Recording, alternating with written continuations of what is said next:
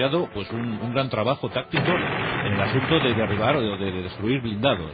Se acercaban y con cócteles Molotov destrozaban los blindados soviéticos. Era imposible, eran como hormigas, eran como moscardones. Llegaban 5, 6, 7 en sus esquíes, soltaban los cócteles Molotov, colocaban minas adheridas a los blindados, los explotaban y huían rápidamente. Todo ocurría en un minuto. Los soviéticos estaban desesperados. Finalmente, el grueso de las unidades soviéticas retrocedió a la frontera. Pero Stalin no quería perder esa guerra. Su orgullo se lo impedía. En consecuencia, encargó al general Timoshenko que organizara una contraofensiva definitiva. En total, en estos 105 días de contienda, la Unión Soviética tuvo que desplazar a la zona más de 1 millón de hombres. 1 millón de hombres. Eso suponía el 40% de todos los efectivos acantonados en la zona oriental de Finlandia. Los soviéticos habían desplazado casi todo su poder. Cientos de aviones, cientos de carros blindados. Dicen los expertos que si en ese momento Hitler hubiese atacado la Unión Soviética, seguramente estaríamos hablando de otra cosa. Pues más de 45 divisiones de infantería, una buena parte de todos los carros de combate soviéticos y cientos de aviones entraron en combate el 1 de febrero de 1940. La ofensiva, os podéis imaginar, fue bestial. El 6 de febrero, las líneas finlandesas estaban sufriendo un duro desgaste. Aún así, las ametralladoras situadas en las líneas defensivas finlandesas, hacían estragos en las divisiones de infantería soviéticas. Caían a miles. Así decían las crónicas. Caen a miles. Pero los soviéticos eran abrumadoramente superiores.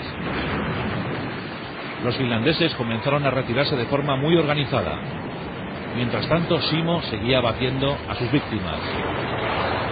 Sus cifras ya circulaban por Europa.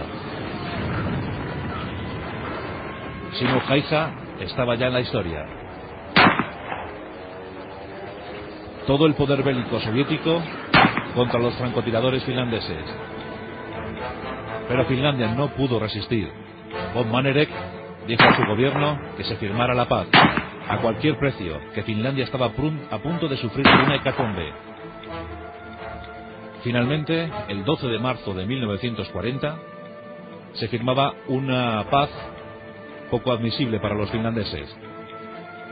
Por esa paz se entregaban más de 40.000 kilómetros cuadrados a la Unión Soviética. Se perdía casi todo el istmo de Karelia. Pero Finlandia salía con honra de aquella guerra, de aquella batalla. Habían sido 105 días heroicos. Los campos de batalla estaban sembrados por los cadáveres congelados.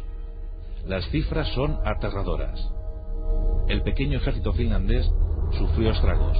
25.000 muertos en esos 105 días. 25.000 muertos. Os podéis figurar cómo fueron los combates. 45.000 heridos.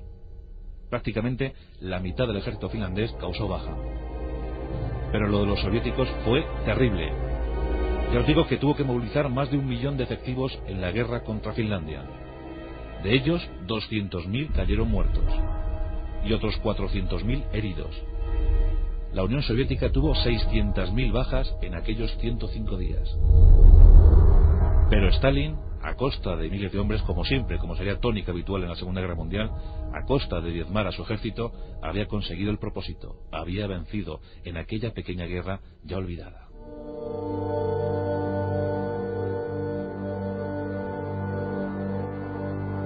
Y en cuanto a Simo Haija, pues tuvo mala suerte. El último día, el 14 de marzo, el último día que se libraron combates, sufrió una herida de bala, una bala expansiva, impactó contra su barbilla y fue retirado a un hospital de campaña.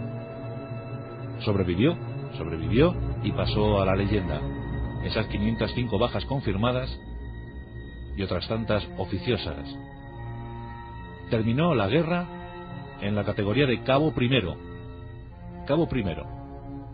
Como sabéis, Finlandia formaría parte también de los contingentes aliados a la Alemania nazi en la Segunda Guerra Mundial. Sus tropas, por cierto, combatieron al lado de la División Azul en el cerco a Leningrado. Entre el año 1941 y el 44, Finlandia estuvo en esa Segunda Guerra Mundial y también tuvo enormes bajas, enormes pérdidas. Finalmente tuvo que firmar la paz con los aliados y declarar la guerra a la Alemania de Hitler. Terminaba así la epopeya guerrera de Finlandia en la Segunda Guerra Mundial. Simo Häyhä será desde entonces héroe nacional. Falleció el 1 de abril del año 2002, cuando contaba 96 años de edad. No participó en esa Segunda Guerra Mundial porque ya estaba en otros menesteres, ya estaba como héroe y ya sus días los dedicó a la caza, a cazar con los mandatarios finlandeses, y se pudo dedicar a lo que más le gustaba, la caza del alce. Pero aquella guerra desde luego supuso un gran gesto, un gran acto de defensa a ultranza del territorio, de las ideas, de la religión, de la forma de entender la vida. La guerra entre los finlandeses y los rusos, aquella guerra de invierno, aquel infierno blanco, entre noviembre y marzo, entre el 39 y el 40, 105 días, donde el horror se tiñó de blanco. La Rosa de los Vientos, con Juan Antonio Cebrián, en Onda Cero.